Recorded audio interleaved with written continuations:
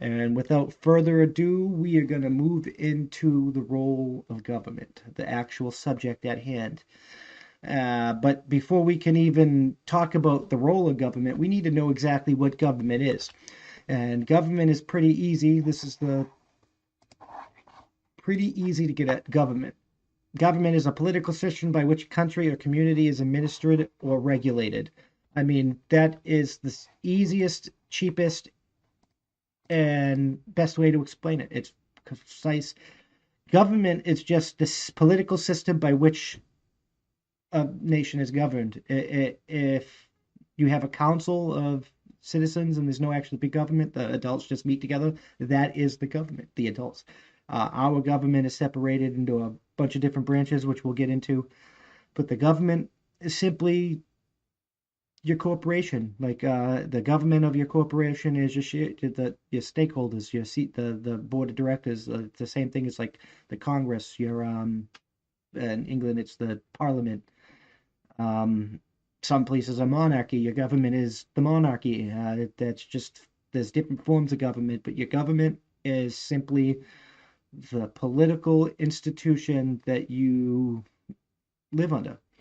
Uh, and these things change all the time because people they no longer trust their governments and they abolish them. They revolution. They make changes and they just change government forms of like government. Like, right now, we're arguing between a capitalist society and a communist society. A capitalist society and a communist society are two different forms of government, and one private people own capital and equity and stuff and corporations to make money, and the other the government owns anything and they control who and where it goes.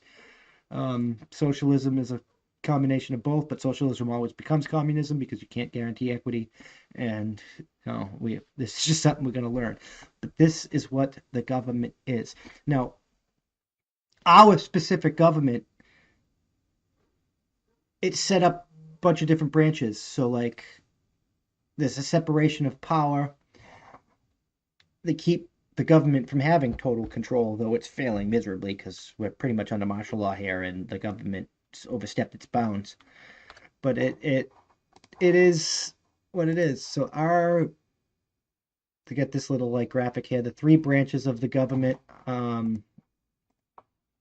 We can read it in a second, but there's actually four branches of the government, but we'll get that at the end of this section. So the three branches of our government, according to the Constitution, that provided a separation of powers, we have the state legislators, which is the Congress, which is made up of the Senate and the House of Representatives. So that means the House of Representatives meet, they vote on a bill. If it passes, it goes to the Senate votes on the bill. If it passes, it goes to the President signs it or vetoes and sends it back to the Senate. That's the check and balances for the power of the Senate. But the Senate they make the laws. They are the most powerful of the branches of government, and they control most of the wealth and stuff in our country and most of the things that goes on, which is the reason why we need term limits for them bitches, because them bitches are getting too fucking old and they don't give a fuck, and it needs to change. You got the executive power, which is they can enforce the laws, and it doesn't say it here, but they're also in charge of the military, like the commander in chief, which is the president, the vice president, and his cabinet. They're like the cabinet is the secretary of defense, secretary of the interior, like the heads of all these like areas. They preside over the three, and they can veto things, and they can provide checks and balances together to keep the legislative branch running, the judicial branch filled with seats, and the judicial branch is the Supreme Court and other federal courts. The federal courts they handle all federal crime. They do the federal grand juries and stuff, and the Supreme Court settles disputes between states, even though they don't really like to do that now because Texas and 25 other states wanted to sue 4 states, and 25 states wanted to be on par with them states, and the Supreme Court wouldn't even hear the case. They said, well, we're not even going to take it. Like, I mean, I'm not saying you. I mean, I have an opinion on what your decision should be, but you should have at least, like, that's your job. You should have at least heard the damn case. You flat out refuse to do your job, and I think that entire court needs to be like, all those judges need to be arrested, fucking tried for being unconstitutional and refusing to do their job, and thrown in fucking prison for refusing to do their job because they refuse to do the job. I mean, that flat out you refuse to settle disputes between states. I'm not telling you what the dispute answer was, but because you didn't want to say yes or no to either side, you flat out refused to do your goddamn job. And if you don't do your job, you should be fucking fired. Plain and simple. And that really irks me. But that's a whole other topic for a whole nother podcast. And I was saying there's a fourth branch of this government that most people don't even mention, and that is us.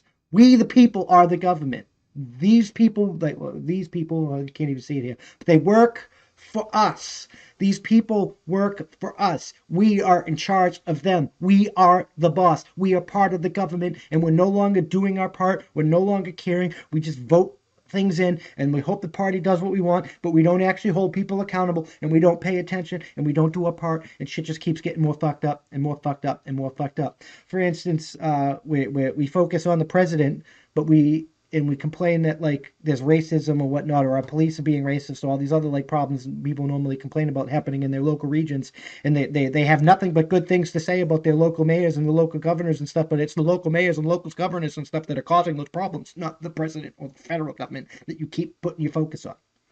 But that that is another problem. Like us as the people, we have to do our part as the fourth branch of the government, and because that's a separation of powers. Like they get their authority to govern by our consent.